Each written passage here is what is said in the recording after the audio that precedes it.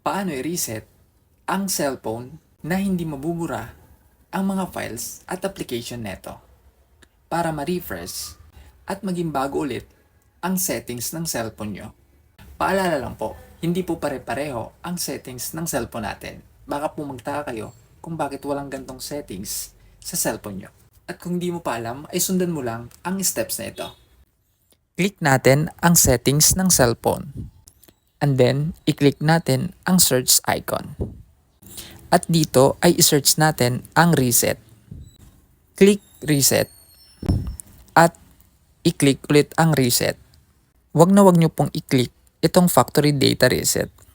Kasi pag na-click nyo yan, lahat ng file at apps nyo at data ng cellphone nyo ay mabubura. Ito po dapat ang pindutin natin, ang reset all settings. Click natin yan at i-click ang reset set.